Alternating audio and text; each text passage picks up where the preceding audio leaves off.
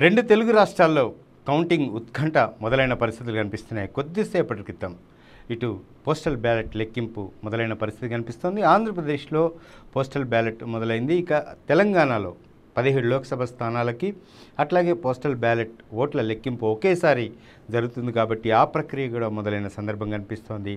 ఇక ఇంతవరకైతే అన్ని ఏర్పాట్లు పూర్తి చేసినట్లు ఇటు ఏపీ తెలంగాణ రెండు తెలుగు రాష్ట్రాల ఎలక్షన్ కమిషన్లు తెలిపిన పరిస్థితి అయితే స్పష్టంగా కనిపిస్తుంది. ఇక్కడ మరొక ఆసక్తికర అంశం ఏంటంటే ప్రముఖ రాజకీయ నాయకులందరూ కూడా ముఖ్యమంత్రులతో సహా ఎక్కడి నుంచి ఈ ఎన్నికల ఫలితాలను చూస్తున్నారు, ఈ ఎలాంటి ట్రెండ్స్ని ఎలా అబ్జర్వ్ చేస్తున్నారు అనేది ఒకసారి కనుక చూసుకుంటే తెలంగాణ విషయానికి వస్తే తెలంగాణ ముఖ్యమంత్రి రేవంత్ రెడ్డి ఆయన నివాసంలో ఈరోజు ఒక బిగ్ స్క్రీన్ ఏర్పాటు చేసుకొని ఆయన కొద్దిమంది సహచరులతో ఈరోజు ఆయన ఇంట్లోనే టీవీ చూస్తూ ఈ ట్రెండ్స్ని ఎప్పటికప్పుడు గమనిస్తున్నట్లు కూడా తెలుస్తుంది. ఇక దేశవ్యాప్తంగా ఏ విధంగా కాంగ్రెస్ పార్టీకి ఫాలోయింగ్ వస్తుంది, ఎన్ని స్థానాలు వస్తున్నాయి, అట్లాగే తెలంగాణలో 17 స్థానాలకి గతంలో రేవంత్ రెడ్డి చెప్పుకొచ్చారు, 13 స్థానాలు ఖచ్చితంగా లోక్సభ స్థానాలు కైవసం చేసుకుంటామని. ఈ కోణంలోనే చాలా ఆసక్తికరంగా ఆయన ఆ బిగ్ స్క్రీన్లో ఈ ఫలితాలను చూస్తున్నట్టు తెలుస్తోంది. ఇక ఆయనతో పాటు బట్టి విక్రమార్క, అట్లాగే కోమటిరెడ్డి వెంకటరెడ్డి, సీతక్క వీళ్ళు కూడా జ్యోతిరావు పూలే ప్రజాభవన్లో ఇటు భట్టి సీతక్క ఉంటారు కాబట్టి వాళ్ళు కూడా అదే క్యాంప్ ఆఫీస్లో ఇదే ఫలితాలను చూస్తున్నట్లు కూడా తెలుస్తోంది, సమాచారం వచ్చింది. ఇక అంతేకాకుండా భారతీయ జనతా పార్టీకి సంబంధించిన కిషన్ రెడ్డి కేంద్ర మంత్రిగా ఉన్నారు.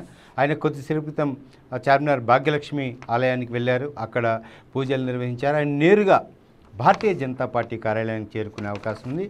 అక్కడి నుంచి ఆయన ఛాంబర్ నుంచే ఈ ఎన్నికల పోలింగ్ సరళిని, ఆధిపత్యాలని ఇవన్నీ ట్రెండింగ్ ఇవన్నీ కూడా ట్రెండ్స్ని చూసే అవకాశం కనిపిస్తుంది. ఇక లక్ష్మణ్ ఎంపీ, ఆయన ఎంపీగా ఉన్నారు, ఆయన నివాసం నుంచే ఈ ట్రెండ్స్ని చూసే అవకాశం కనిపిస్తుంది. ఇక అట్లాగే బండి సంజయ్, డీకే అరుణ వీళ్ళు కూడా, బండి సంజయ్ హైదరాబాద్లో లేరు, ఇది ఇక్కడ ఆయన కరీంనగర్లో ఉన్నారు, డీకే అరుణ హైదరాబాద్లో ఉంది, ఆవిడ కూడా కేంద్ర కార్యాలయం కాకుండా తన నివాసం నుంచే ఈరోజు ట్రెండ్స్ చూస్తున్నట్లు కూడా మన దగ్గర సమాచారం వచ్చింది. ఇక బీఆర్ఎస్ పార్టీకి మాజీ ముఖ్యమంత్రి కేసీఆర్, అట్లాగే మాజీ మంత్రి కేటీఆర్ వీళ్ళు కూడా తమ నివాసం నుంచే, కేసీఆర్ కూడా నందినగర్లో తన నివాసం నుంచే ఈ ట్రెండ్స్ని చూసే అవకాశం ఉంది.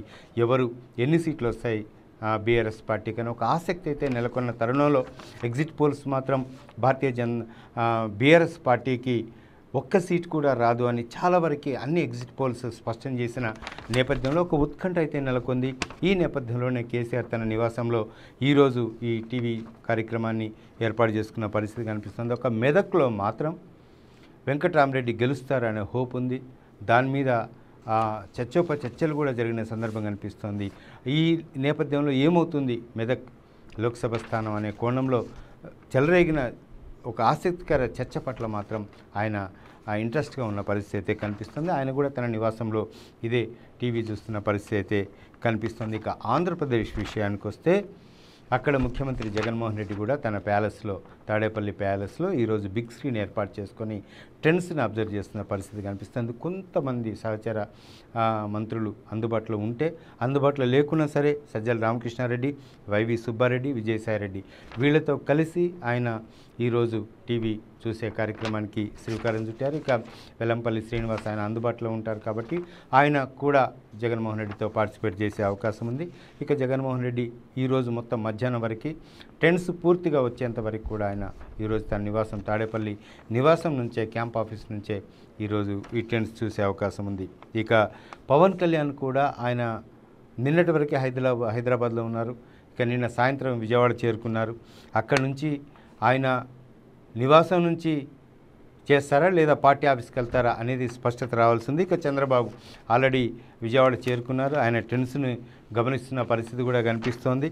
ఇక ఆయన వెంట ఇటు అత్యంత సన్నిహితులు, అత్యంత ముఖ్య నాయకులు కొద్దిమంది ఆయనతో ఉన్నారు. లోకేష్ బాబు యాజ్ ఇట్ ఈస్గా ఆయన కూడా ఈ ట్రెండ్స్ను ఫాలో అవుతున్న పరిస్థితి, ఆయన నివాసం నుంచే ఈ కార్యక్రమాన్ని ఏర్పాటు చేసిన పరిస్థితి.